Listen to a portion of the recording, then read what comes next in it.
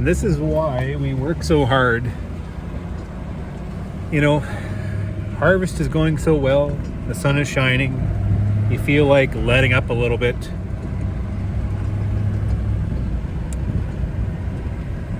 And then you get delayed. Mother Nature provides, Mother Nature takes.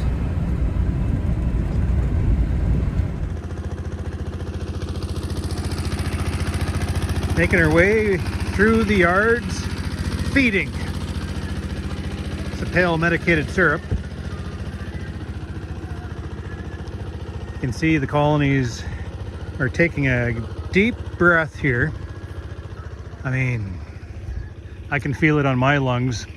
It's like dragging on a vape. So I'm closing up the entrances. Most of them, not the big ones like that.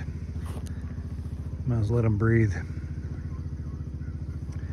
Just the tail end of the thymol treatment, I think, is also pushing them out a bit. Lots of bees in here, quite happy. Closing them up so it makes for a quicker round. We come through with the oxalic acid. Got a little helper this morning. October, I mean, is only a couple weeks away now or so. It's going to creep up on me. So the first semi-load took me a month to feed. We weren't steady with them because there was a bit of a flow going on. Just the drags now. So this next semi-load is going to only take us, you know, a couple weeks if we keep at them, as long as we can access our yards.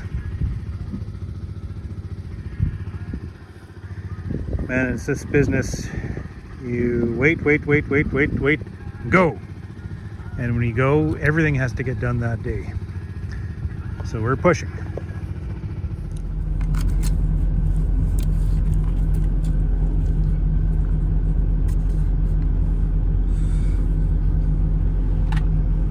Whew.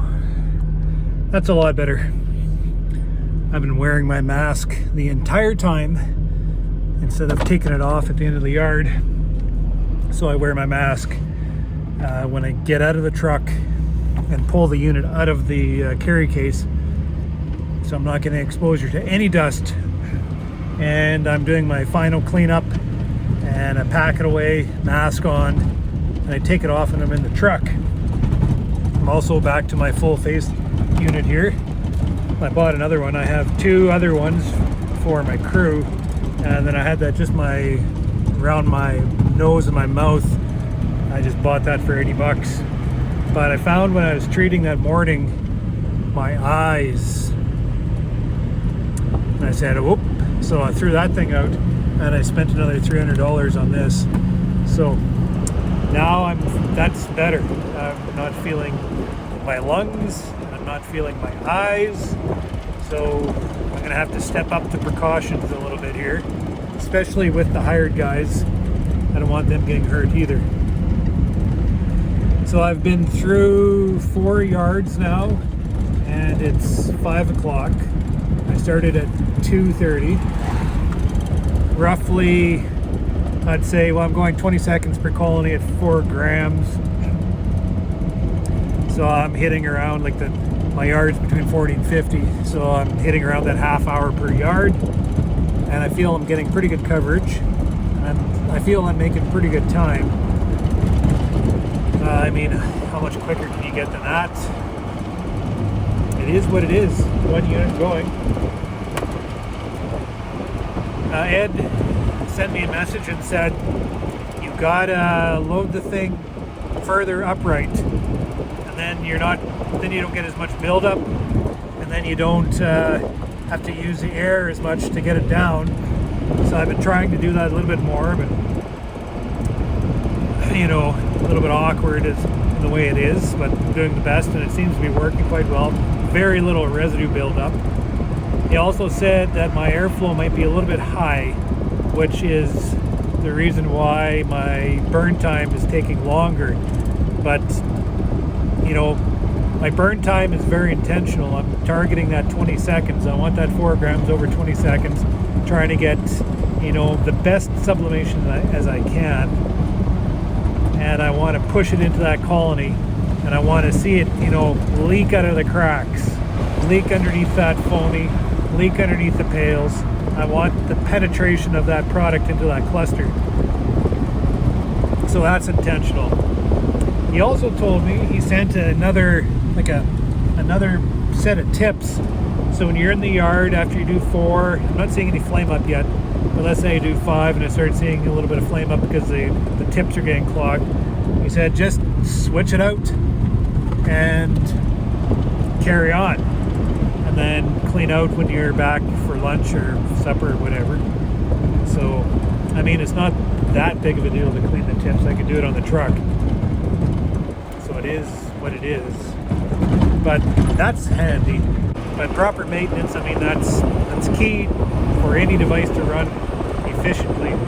But I've been through 4, and I'm not seeing any type of, you know, reduced efficacy of the flame yet. I think the reason being maybe is because, well, what I did is I wrapped some insulation around the tip, wired it on, so then when I have my unit into the colony with the excluder in, there's more of a seal, so I'm not getting as much of that blowback. That blowback with that, you know, the fog coming back in, it can probably get sucked in more, and I'm not seeing as much of that, so I'm probably not seeing as much buildup. That's what I'm doing. Maybe that's helped with the clogging. But so far, my reviews of this product is very good. It's very much like the VM, but without all its cumbersome nature. Like the VM, you're pulling around that generator, you're pulling around the air hose.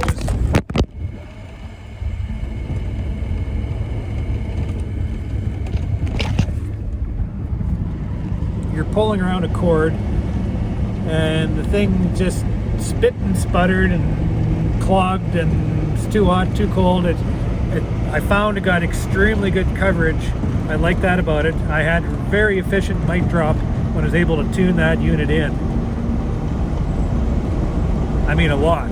It worked really well. It just is so cumbersome that I gravitated towards the ProVap and then the InstaVaps and all that because of the precision, the user friendliness of the devices, especially as I pass it on to my workers doing it.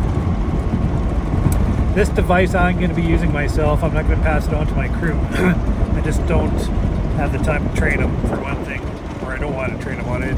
It's a little bit finicky like the VM, so I'll be, you know, fussing and farting with it as I go through the yard myself as I treat, which is just fine.